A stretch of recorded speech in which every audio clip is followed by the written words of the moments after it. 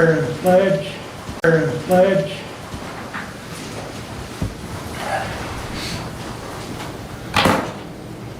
Dear Lord, keep everyone safe this morning in foggy conditions, coming and going to work and play and fair and so on. And good luck to the many 4-H individuals showing their projects or livestock this week at the fair. Amen. Pledge allegiance to the flag of the United States of America and to the republic for which it stands, one nation, under God, indivisible, with liberty and justice for all. Thank you. We'll have our first call out to the public. Anyone wish to address the board at this time? Good morning, Bob. Good morning. What's on the agenda this morning? Well, I'm looking for, I want to move to Russia. First, everything's okay. You left last time, right? Yes, sir. Nothing money can't fix. Thank you for asking. The other is the Three Sisters is what's kind of being called as we call them the three judges. And I want to say that emphasize. I went over and took a look at the exterior of the court, and it's a total shambles. I got to film it and went throughout the entire outside, and while how kind of disgusting it is that it's been passed as though it's complete and it looks great and all that other stuff. So I was really kind of astounded by the passing of that building and being done as it is. I'm very much in agreement trying to find another way, and I think we have found another way. It won't have to deal with more or less the county. It'll be the people, as I want to say, it's the people's court.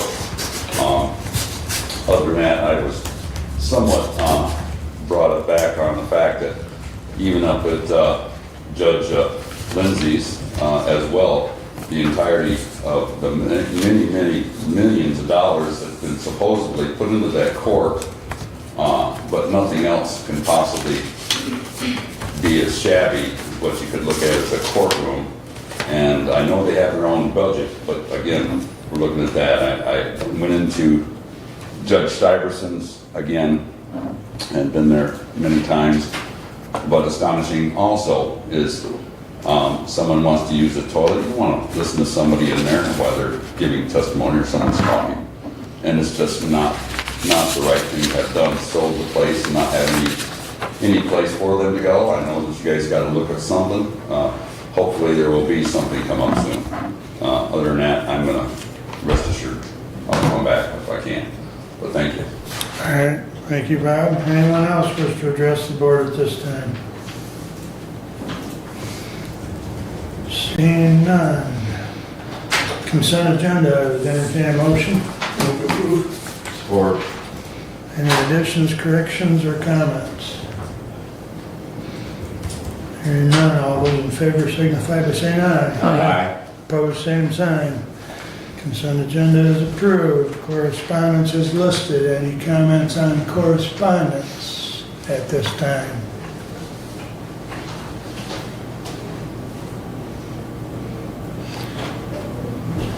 You gonna talk about ME Yes. at your report? Thank you.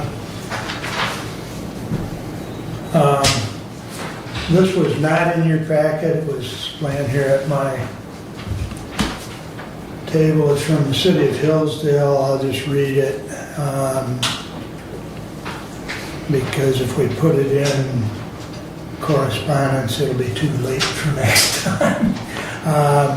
It's from the city of Hillsdale. Cobra Moto LLC, located at 250 Industrial Street, Hillsdale, Michigan, has requested recognition under Act 198 of 1974 by filling out forms and submitting them to the city clerk. Therefore, on Monday, October 6th, there will be an informational meeting and public hearing on their request at 7 p.m. in the council chambers. Should the council vote no, Cobra Moto LLC will have 10 days to file an appeal Should the council vote yes, we will forward the request and reaction of the city council to the state tax commission for their approval. Any questions, comments, or objections to this request may be presented at the October 6th meeting or in writing to the city clerk prior to that time. Sincerely, City of Hillsdale, Katie Price. So, go ahead. So they have an expansion at the facility, and they will be adding additional employees that are high-tech employees. And so it's potentially very favorable. Okay, appreciate that. Anyone wants to look at this, but thanks. All right. Anything else on correspondence? Hearing none. Regular agenda. Motion to approve the agenda is presented. Second. Any additions or corrections? Hearing none, all in favor, signify by saying aye. Aye. Opposed, same sign. All right, the agenda is approved. We all recognize that Mr. Leininger is absent due to the fair.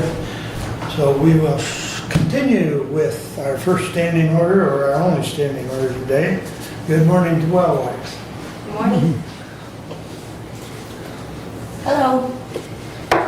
I'm Carol Lorenz Goings. I don't think I've been here in person before. I'm the new CEO at Wellwise Services Area Agency on Aging.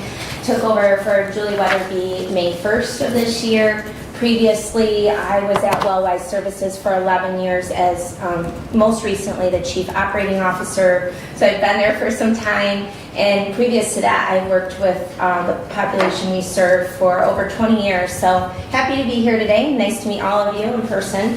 Just to remind everybody, Wellwise Services supports older adults, adults with disabilities, and their caregivers to remain independent in the community. And we serve Hillsdale, Lenawee, and Jackson County. You have a report in your packet that highlights the contractor reports. So the report details spent Older Americans Act funding in Hillsdale County through August 31st, 2025. It is not representative of all budgeted or awarded funds. And we just want to remind you all, contractors are permitted to submit transfer requests to allow for budget flexibility within the current fiscal year. So there's room for changes there. Contractors submit monthly cash requests and budget reports, and at least quarterly meetings are held to discuss funding and trends in spending. We frequently touch base with our contractors that way.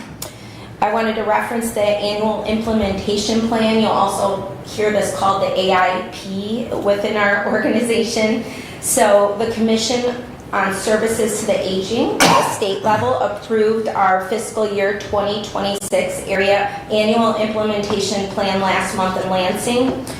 No changes were made to the draft that you all received in June, and the final version will be made available on our website. Nicole Baker in the audience here, and she helps formulate our report, and I presented to the Commission on Aging just this late this summer, and it went very well.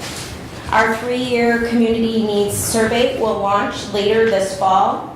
So we survey the community to make sure we know what the needs are, and data from this survey informs the work that our agency and contractors will do for the next multi-year plan, which will go from 2027 to 2030. It's crazy to say 2030, isn't it?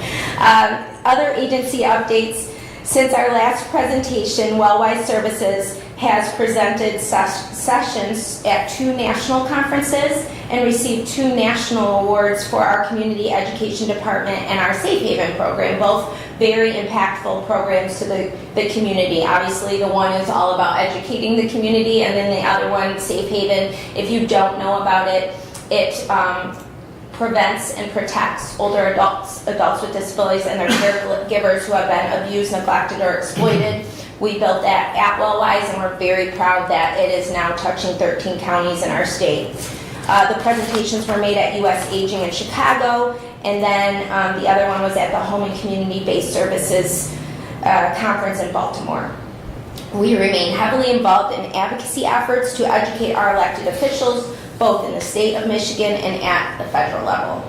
Like many other agencies, we're working with our contractors and provider agencies to ensure contingency plans are updated in the event of a governmental shutdown or continuing resolution. Federal Older Americans Act funds are expected to be level funded, but we are closely monitoring appropriation updates. I just want to remind everyone, level funding for older Americans is actually can be like a decrease because the population, that's the portion of our population that's growing. So Hillsdale County Senior Services Center has joined Disability Connections Branch, Hillsdale St. Joseph County Community Health Agency, and the Lenawee and Jackson County Department on Aging to provide person-centered options counseling services in addition to Medicare counseling under the My Options program.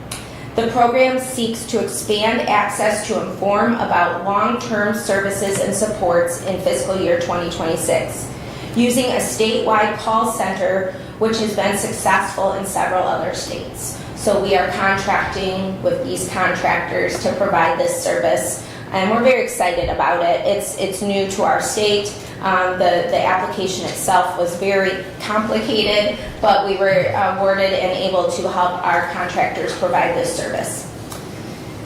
And just to remind everyone, when I say Medicare counseling, if you know anybody who needs help with the Medicare Part D open enrollment season that is coming up October through December, and we do have non-biased volunteers who will help people in the community work through that. We are also excited to announce that our board of directors recently voted to match grant dollars to expand transportation services for the Hillsdale County Senior Services Center. A formal press release will be shared with all of you in the coming weeks. It's going to be very exciting news. We don't want to disclose too much of it now, but very excited about that. And that concludes our report, and we're happy to answer any questions. I did have a question. Just for, you know, we're on YouTube, so just so everybody that looks at the report understands under the tiered care program, Yes. if you would explain tier 1, 2, and 3. Sure. The tier program is another thing we did at Wellwise that was kind of an innovative way to take the level funded Older Americans Act funding and serve more community members. So when I first was at the agency, I'm going to say we only had tier 2, okay? So then Nicole and our team built out the tiered program, and it's one of the, you know, people look at it at other area agencies on aging in the state to replicate it because it does do well. So tier 1, you would, when you call our agency, and we tell everybody just call our agency and not get too worried about the eligibility of it all, but if you're an older adult and you need some minimal assistance, you potentially would be put on our tier 1. And what that is you get, you know, phone check-ins and some additional services, minimal amount of services to just get you into our service array and provide support with community health workers at our agency, amongst other things.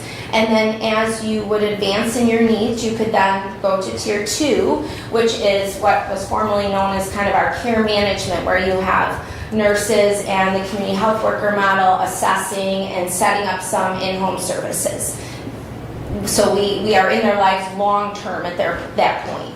And then tier 3 is when you even advance a little more in your needs, and you can also potentially become Medicaid eligible. We have some more nursing oversight when you get to that level, and more services that we are able to provide at that level.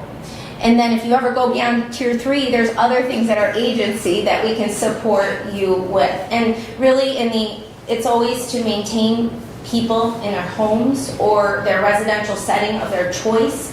And the goal is to keep people out of institutions and nursing facilities, which also costs the state more money. So it's really a win-win for our community members. Great question. Thank you. Yeah. Go ahead. So the individual receiving the services, do they have a buy-in to receive services? Yeah, so everything we do, we call it a person-centered model, so you have to want the services. Some people truly we talk to, they don't, even though we might think they need the help, they might not think they need the help. And then but then we have motivational interviewing and ways to try to get people to see how it really can help them. But then it's all based around their person-centered planning, care plan. So they definitely have to agree and want what we are to offer them. Do they have a financial obligation? No, the Older Americans Act, we provide that to older Americans in our communities. There are things where sometimes you could donate to services or there's some cost sharing involved, but no financial obligation for the Older American Act funded services. And same with any of our programs at Wellwise, there's not that at this moment. Thank you. Mm-hmm. Anything else? Anything else? No? Great questions. Thank you so much. Very nice good. to meet you all. Thank you. Mhm. Thanks for making the trip on this foggy Oh morning. yeah, it was hit and miss. We left, it wasn't in Brooklyn, and then foggy, and then not foggy again, so thank you. Yeah, thank you. All right.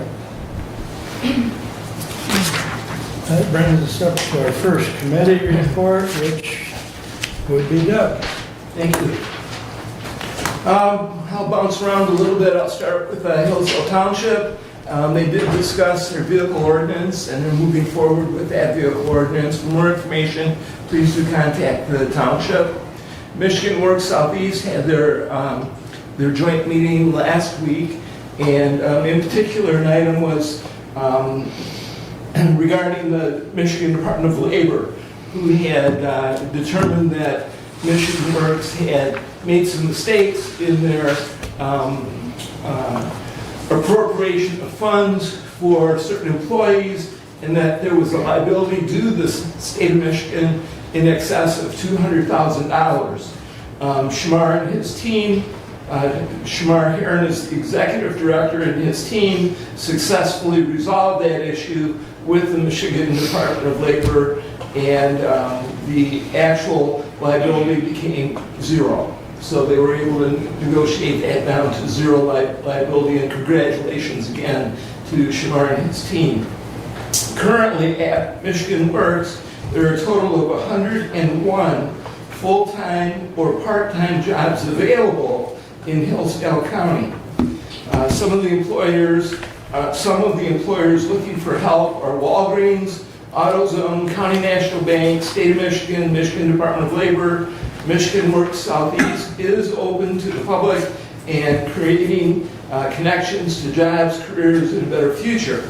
So anyone who is looking for employment of any kind or a career opportunity, please do contact Michigan Works Southeast at 21 Care Drive, or visit their website at www.mwse.org.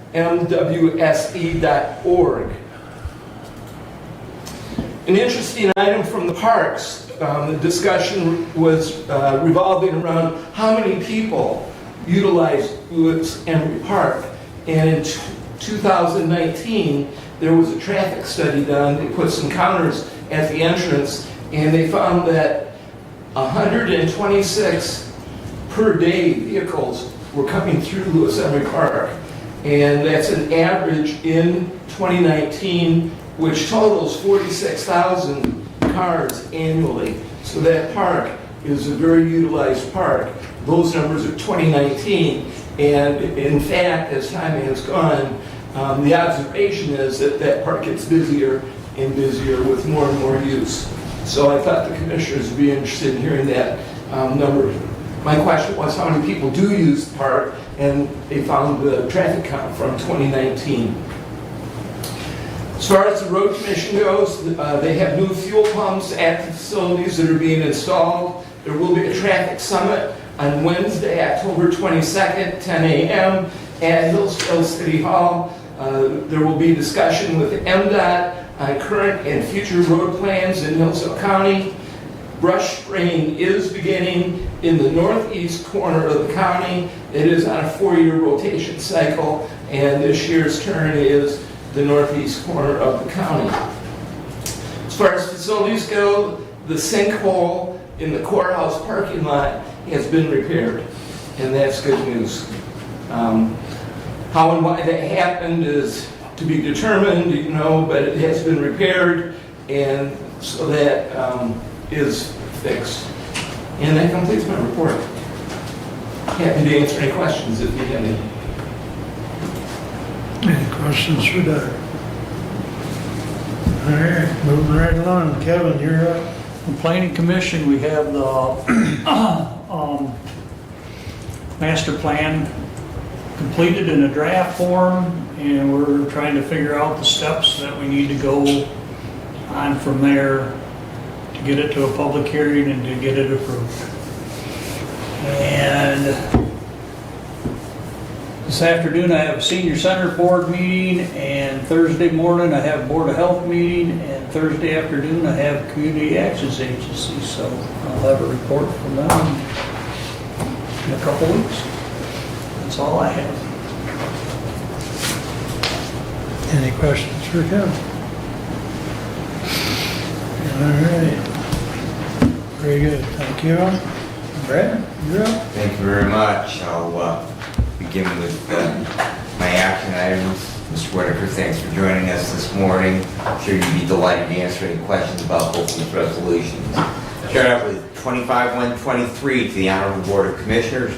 Whereas the Public Safety and Judiciary Committee recommends the purchase of required upgrades to the county's 911 call handling hardware and software equipment. These upgrades include new hardware and software required for handling incoming 911 calls, voice and text for Hillsdale County. These upgrades, which include equipment, maintenance, service, and support, are to be completed by the current 911 call handling provider in digital, located at 1616 Directors Row, Fort Wayne, Indiana 46808, and in the amount of $200,328.09 to be taken out of the Central Dispatch Equipment Purchase Account number 261-425.00-977.000 and Central Dispatch, and whereas the Hillsdale County Emergency Services Telephone Board is recommending this purchase of this hardware and software for the amount and purposes stated above. Now therefore be it resolved that the Honorable Board of Commissioners in the County of Hillsdale hereby instructs and authorizes the Hillsdale County Board of Commissioners Chairperson and the Hillsdale County Central Dispatch Director to complete this purchase transaction for the dollar amount so stated and to proceed with all details necessary to plan and update the 911 call handling systems, and I would move for adoption. Support. Thank you. So just as a follow-up to this, and Thomas can fill in the blanks on, we have used InDigital for a number of years. This is actually the equipment that processes our incoming 911 calls. And evidently, we have not been billed by InDigital for about the past 5 years.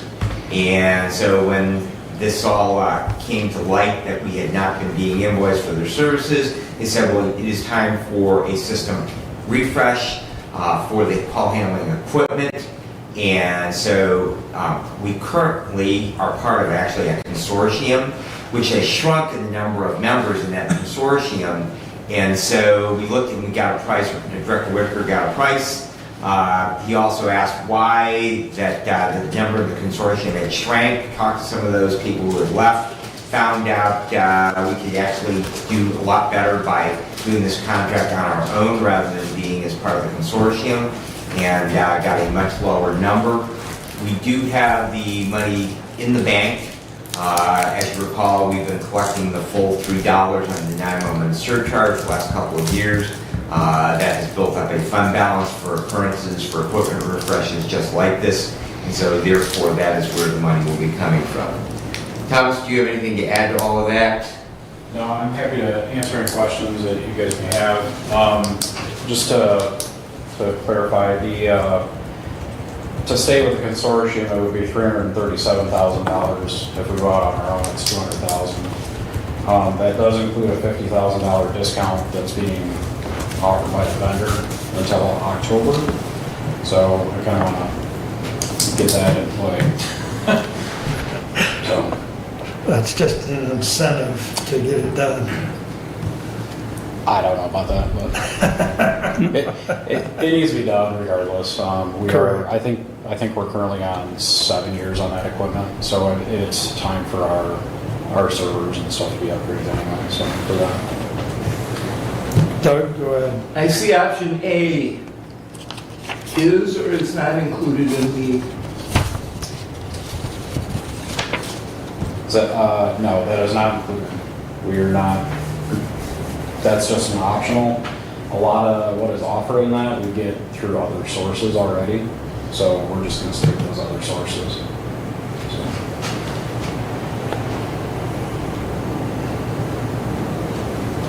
Any other questions or comments? I think you might as well stay put though, Thomas, because the next one's coming up, so. Anyways, roll call on 25-123. Commissioner Leininger is absent. Commissioner Ingles. yes. Commissioner Collins. Yes. Commissioner Wiley. Yes. Commissioner Benton. Yes. Passes 4-0 with one absent. Please continue, Brad. Thank you very much. And I have 25-124 to the Honorable Board of Commissioners. Whereas the Public Safety and Judiciary Committee recommends the purchase of required upgrades to the county's 911 uninterrupted power supply or UPS equipment. These upgrades are required for maintaining power to critical systems until generator power is restored. These upgrades, which include equipment, maintenance, service, and support, are to be completed by Gemtech Group, located at 23537 Lake Point Drive, Clinton Township, Michigan, 48036, in the amount of $16,381, which includes the Michigan My Deal pricing and is to be taken out of the Central Dispatch Equipment Purchase Account number 261-425.00-977.000 and Central Dispatch Equipment Purchase Account number 261-425.00-977.000. And whereas the Hillsdale County Emergency Telephone Services Board is recommending this purchase of these upgrades to the amount and purpose stated above. Now therefore be it resolved that the Honorable Board of Commissioners in the County of Hillsdale hereby instructs and authorizes the Hillsdale County Board of Commissioners Chairperson and the Hillsdale County Central Dispatch Director to complete this purchase transaction for the dollar amount so stated and to proceed with all the details necessary to plan, implement, and update the 911 Center's UPS system. And I would move for adoption. Support. Thank you.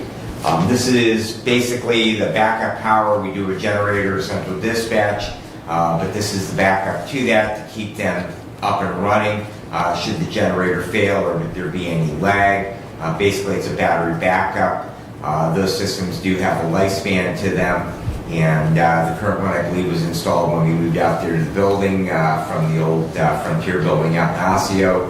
And so it has reached end of service life. It's not supported anymore. This pricing is through My Deal, and basically the purchase terms were all negotiated by our IT department, and David was very, very good, I understand, with that. I appreciate his efforts, and this was recommended at the last 911 board meeting.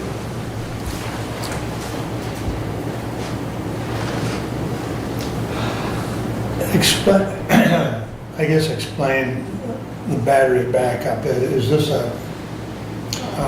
So the UPS is basically from the time we lose power supply till the time the generator kicks on. Right. So we don't lose everything in the switch. It powers our computers, CAD, servers, all the electronic stuff that we need until that generator does kick in.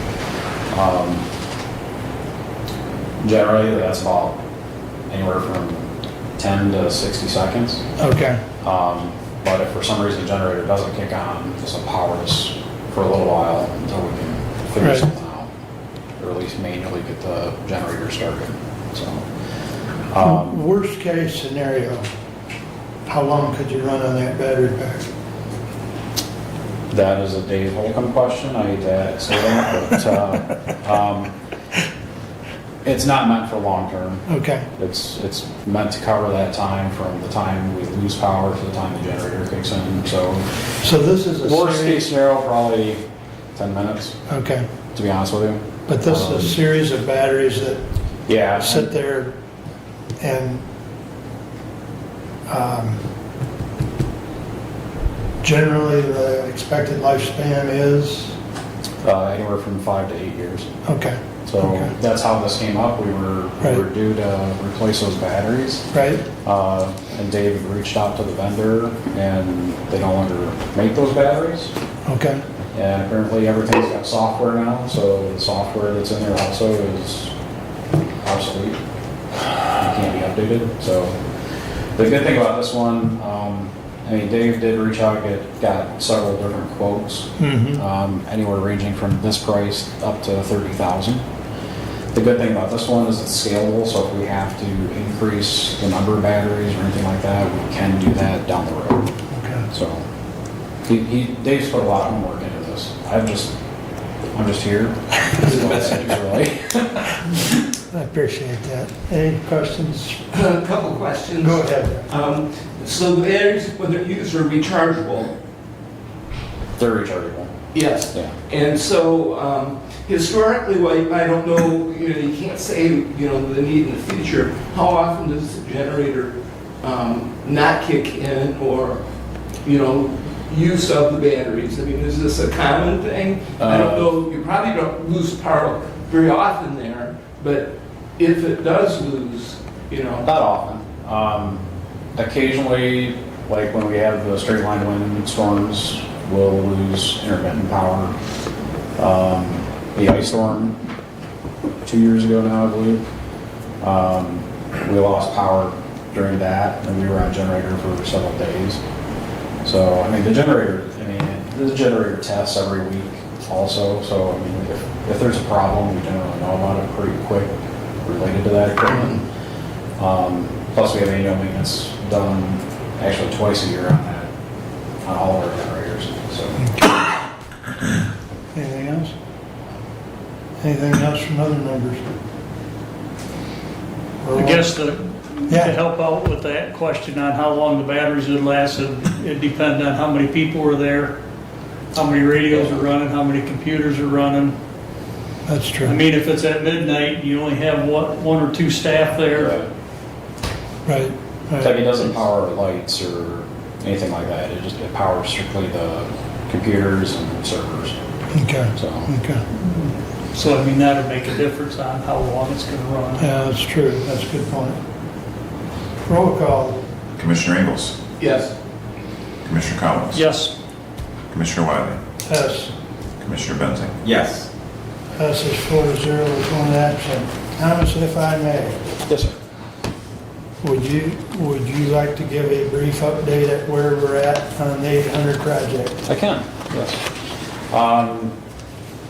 With limited information, but the construction is actually scheduled to start tomorrow. We finally got all of our tons of paperwork done that's been required by every agency I think that I've ever heard of with initials.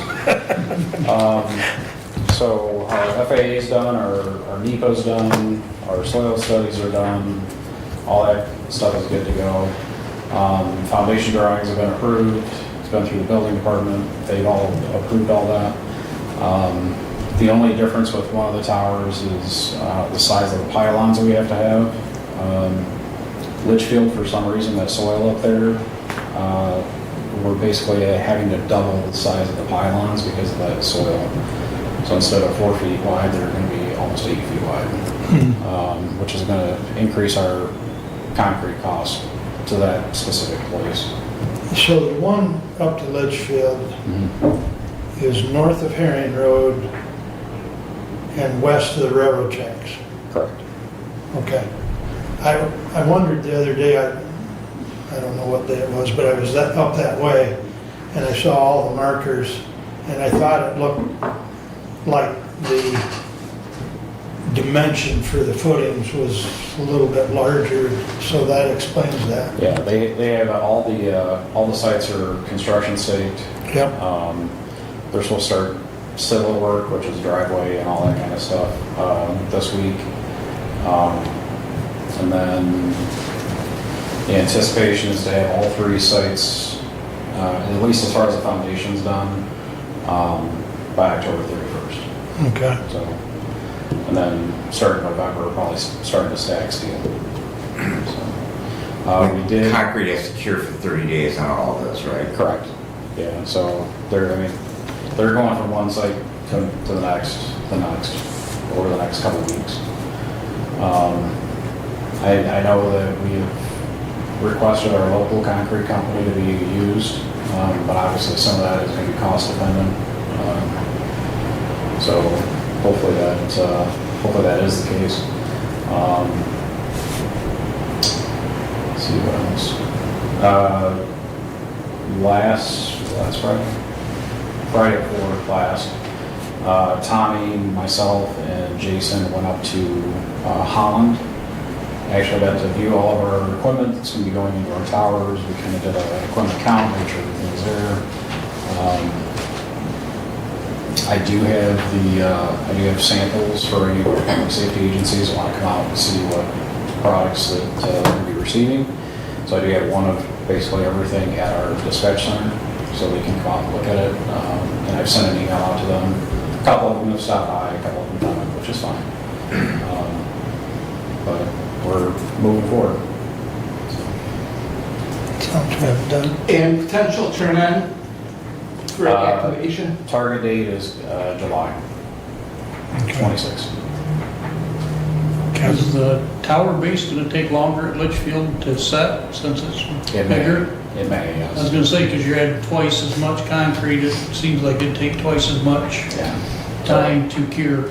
Yeah, it may. So that's a question I need to ask them. And I did not think of that yesterday, but yes, that is a good question. But Litchfield will be last on the list, even circling back, so that should give that additional It should time. be, yeah. Yeah, we were going to start the North Adams one first, move to Woodbridge, and then Litchfield will be last, is my understanding. So, Stephanie? That equipment got paid for yesterday, yes. Okay. Big yes. check. Right, 8.7 million. right. Thank God you only paid $1 for the property. You'd be able to spend an extra concrete. Exactly. Thomas, Yes, sir. while you're here, did you hear that Jackson Central Dispatch and EHP's CAD is now integrated? Yes. Yep. So we Yeah, are. we just got that word this week. Yeah, we are working with Lunaway to get our CAD to CAD going. On that, we are working on some procedural issues. We do have a VPN tunnel up and going, so we can send calls back and forth right now. But there's some procedural stuff that we're gonna have to figure out, as well as, because Lunaway, we generally share fire and EMS units, where Jackson County, we are sharing the state troopers. So Lunaway is a little bit different than what Jackson's going to be. I think Jackson's going to be fairly easy. Lunaway is a little more difficult because we have to make sure units are the same and everything is mapped accordingly and all that. So when we send a call to them, they assign a unit. We can actually see what unit's responding, their status, where they're at, mapping wise. So I don't have a completion date because obviously my schedule's been pretty hectic, and I know Chris's over at Lunaway's been hectic. I am going up to a conference tomorrow and Thursday up at Tyler. So I do have a couple of questions for them while I'm up there reference that. So, in theory, should our facility go down when this is all done? For whatever reason, we go offline, Lunaway or Jackson can pick up, and vice versa. When our radio system is complete, yes. Okay, Given our current radio system, no. okay, They can take our calls, yes. And that's kind of how we have it set up right now with our phone system. Lunaway's our backup, then if Lunaway isn't available, it goes to Jackson and vice versa. Okay. Kind of all have a triangle. But Lunaway County doesn't have VHF anymore, neither does Jackson. And even then, they didn't have our channels anyway at that point. With the good thing about the state system is we can load our template into their system if they allow us. And basically all they have to do is close their file, open our file, and they would have all of our documents. okay. So that is a huge thing right now because we don't necessarily have a 911 backup center. So that was part of my goal, is to implement, kind of work with Lunaway and Jackson to kind of back each other up. So, Good. Thanks for that clarification. yeah, not a problem. All right. Any other questions for Thomas? Thanks for coming in. Thank you, appreciate it. Please continue, Brad. All right, the 911 board did meet on the 17th. The two resolutions which we passed just prior, plus there is one additional resolution the budget chair has requested to review because he feels that that possibly can be paid for out of the bond funds. That is for new recording equipment for when we record the calls. And that needs to be upgraded as part of the project as well, and so that is being legally reviewed, whether those funds would be appropriate for that. 911 is currently fully staffed, however, they are requesting 2 additional positions in their 2026 budget request. That will reduce the amount of mandated overtime. That is a continued subject of discussion with central dispatch employees in regards to being mandated in. Voluntary overtime as well, and so hopefully with those additional positions, that would be paid completely and would not have any impact on the general fund budget. If those 2 additional positions are approved, that would come out of the surcharge dollars and not have any implications on our budget here. And as Thomas reported, he and Jason and Assistant Director Smith traveled up to Holland, looked at all of our equipment up there. And I understand it was all in Bristol condition, and we're looking forward. And I know you also have a bunch of boxes of stuff out there in the training room. And to that, I know that you did say that we will be using the training room out there, Central Dispatch, for training for the radio system. And so I do believe that there will be a request forthcoming that the 911 board meetings be held in this facility here. So that will be on the 3rd Wednesday of the month at 3:30 in the afternoon, so while that facility is tied up, so it'll be a few months. And as he reported, that the project is on track still to be mid-2026 for a rollout. On the 19th, I did meet with a new labor council. Mark was unable to attend that. He had something come up at the last minute. And so we are on track to begin negotiations with all 4 of our labor unions next week. We have a session on Wednesday and then a session on Friday, so stay tuned. I'm sure we'll have lots of discussion on that. Department heads will meet on September the 26th. Excuse me a minute. Yes, sir. Brad. Just, I had one more communication with Scott Blackwell, Okay. and the dispatchers at Central evidently are not ready to meet. Okay. Is that So, both unions or just Scott's?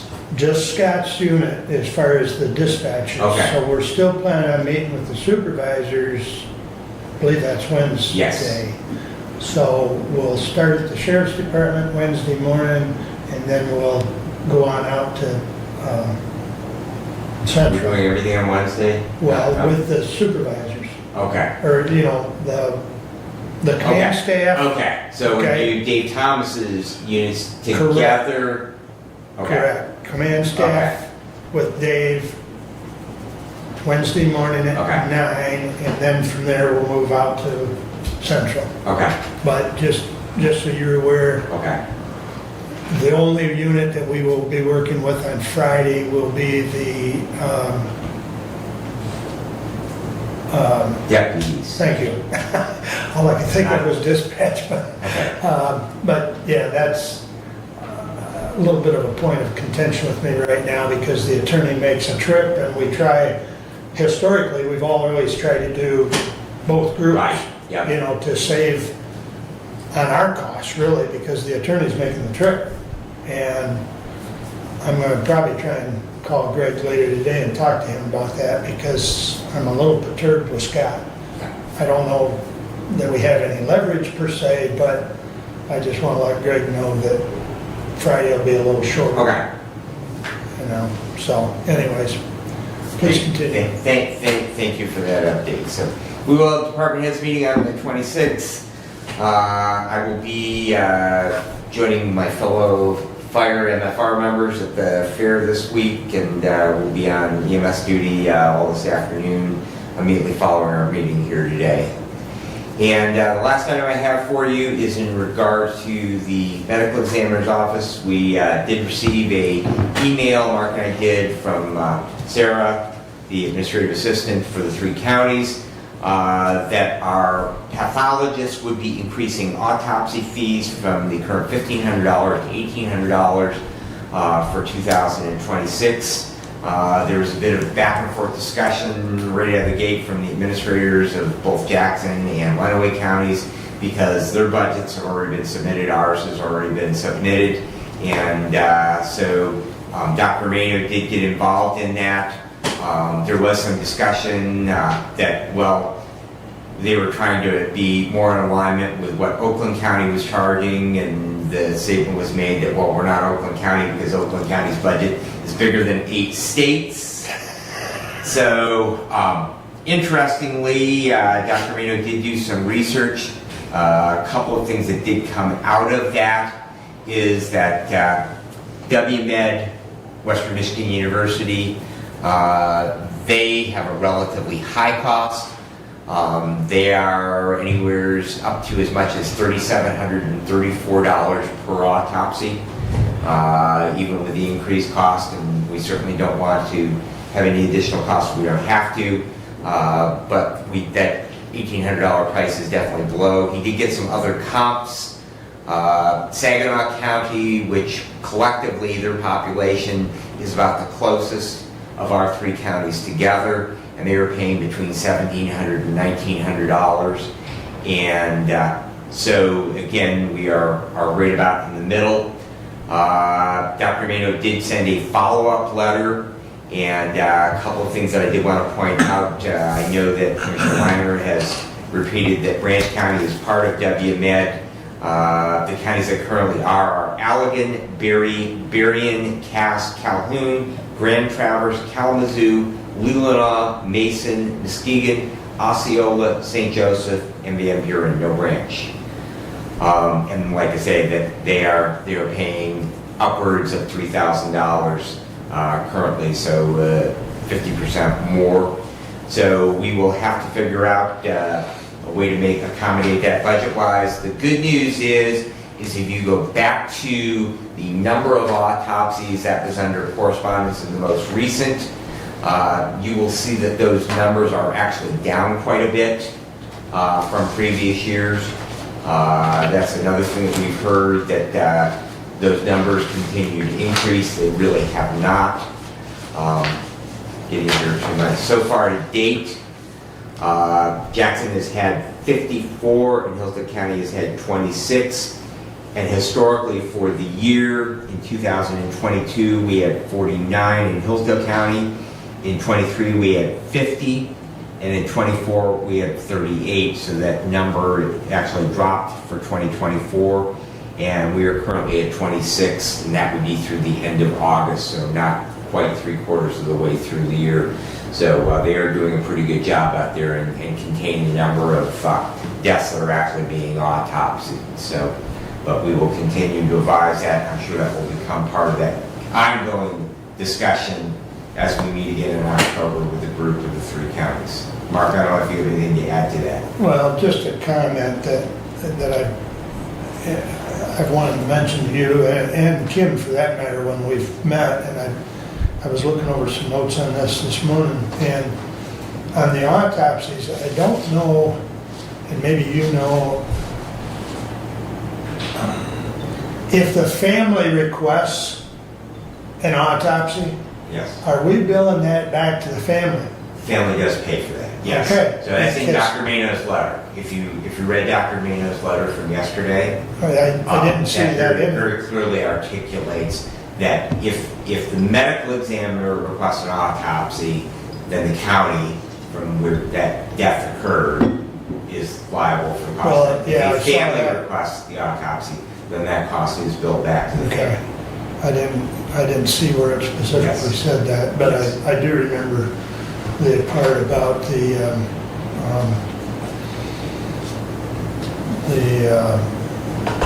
if the medical examiner requests it, it's the county's.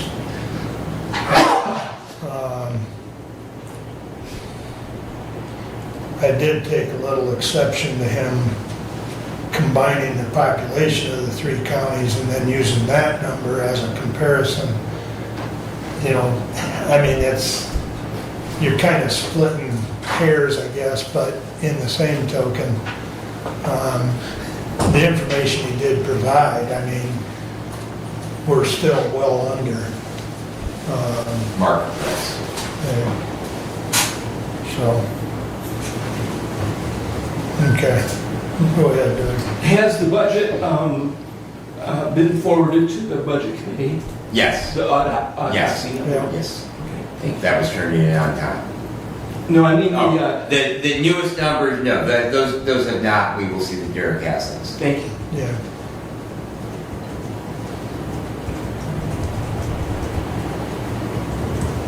Okay. Anything else? Just welcome, Sheriff. We had, okay. Anything else for Red? All right. I have one action item, if I can bring it back up here.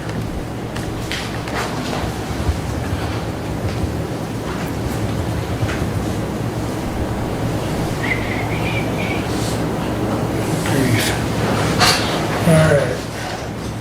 25-125 to the Honorable Board of Commissioners, whereas the Hillsdale County Board of Commissioners adopted Resolution 25-118 at a regular meeting on September 9th, 2025, which authorized the chair of the Hillsdale County Board of Commissioners to sign State of Michigan lease number 10347-2024.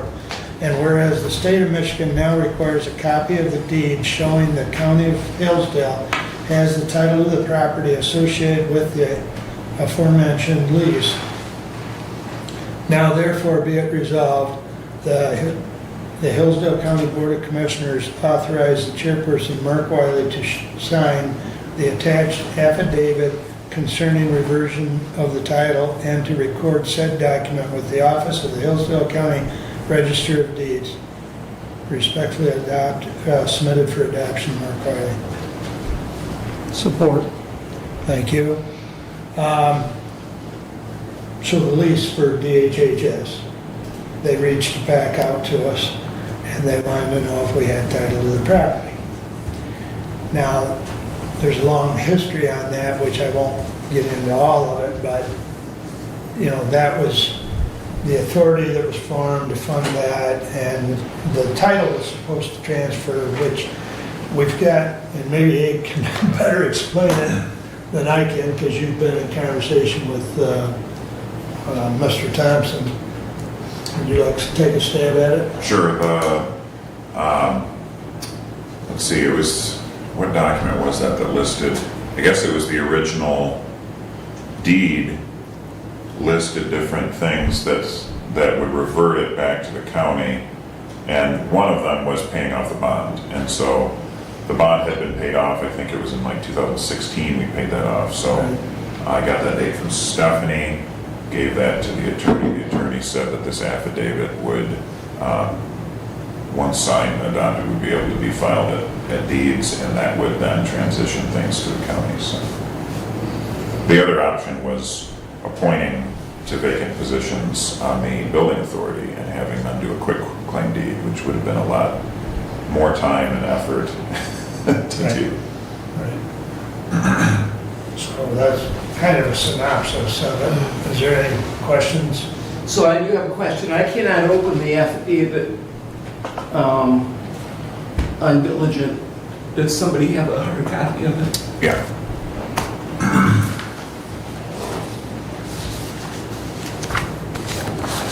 Well, it's in here, the resolution's on top. You can Okay. pass that down. Yeah.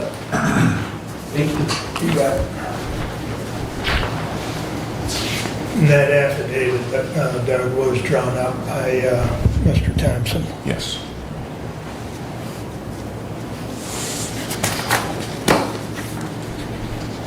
Yeah, I was able to open it before, but it won't open now. So. I'm not sure what that's about. Yeah, so this is what I've seen.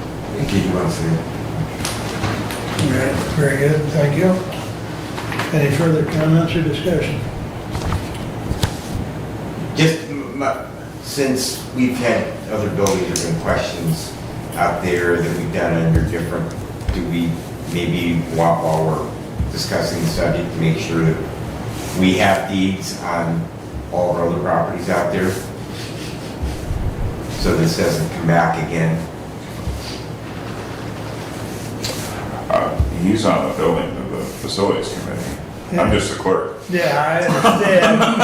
I understand. So my answer is absolutely. Yeah, My answer is, you know, I'm so in, we'll task the facilities chair. I accept.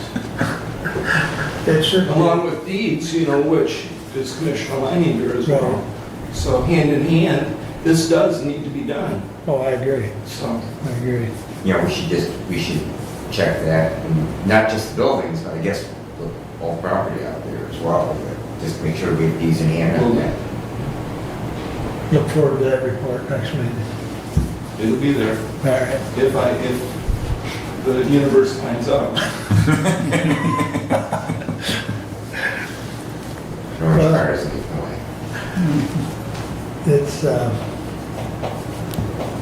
we've already got a sample affidavit, so if we need. Yes. All right, roll call vote, please. Commissioner Collins. Yes. Commissioner Wiley. Yes. Commissioner Benton. Yes. Commissioner Leiniger is absent. Commissioner Ingalls. Yes. All right. It passes 4 with 1 absent. Just a couple quick notes.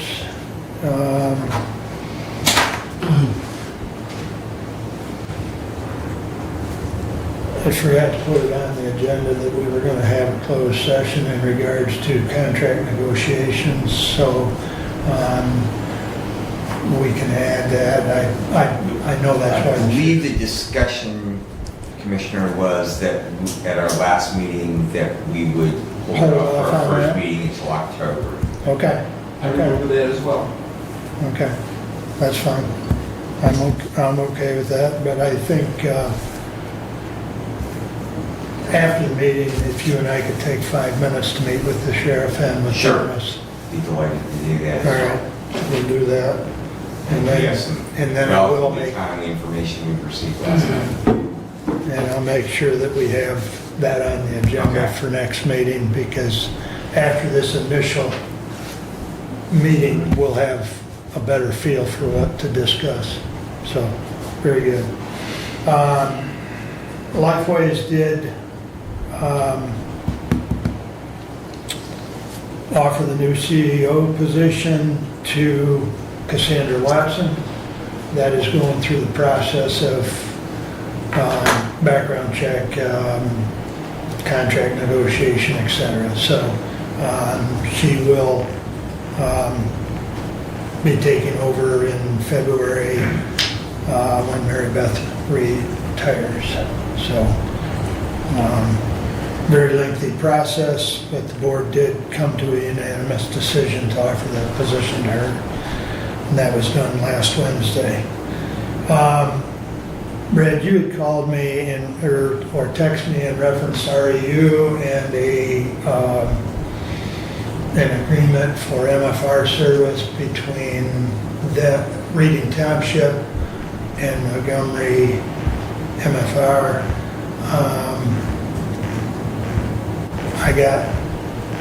At the last township meeting, there was quite a bit of discussion on that. I've been able to get Ann from Montgomery, I'm drawing a blank, at REU, Lynn, and Corey, they've all been, supervisor at Reading, they've all been talking, so there is an agreement with Reading City, but the agreement with Reading Township never got signed. So there's been a little disconnect, but that's going to be on their next meeting agenda. And so everybody's communicating So I think that's a plus. It is a plus because that the whole western side of the county is very short in medical first responders. So, Correct. So any boost to that is Yeah. probably a good thing. So I think that's moving forward. So I'll let you know because I think I'll make sure I go to Reading Township meeting again next month to see how that plays out. I generally try and go every other month because I've got 2 or 3 on that same night. But anyways, that's all I have unless there's a question or two. So, I have a question. yes, sir. So Lifeway's in their building project, have they started work on that industrial drive site yet? Do you know? It was supposed to start last week, Doug. I have not been out there.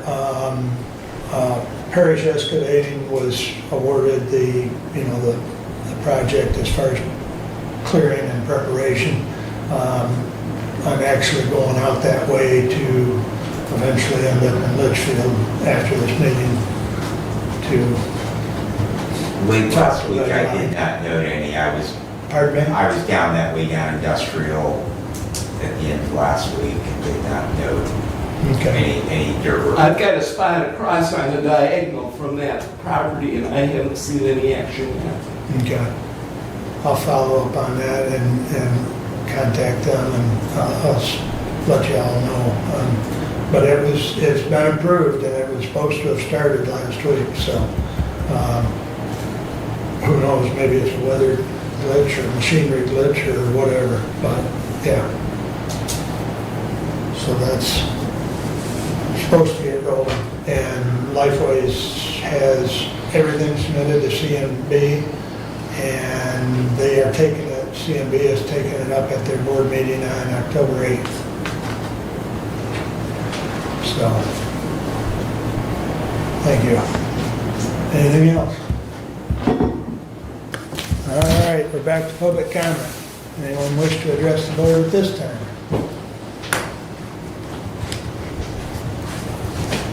Yes, Thomas? More of a public service announcement, just reminder that the county fair is going on this week, and we have our fair booth open. We got some coloring books for the kids and some charcuterie bags that they can use next month. And our infamous fly swatters, we went to black ones this year with yellow lettering instead of yellow with black lettering. So make sure you stop by and get that, and hope to see everybody at the fair. Very good, thank you. Anyone else? All right, moving right along. Additional business, Doug? No. Fred? Good, thank you. Kevin?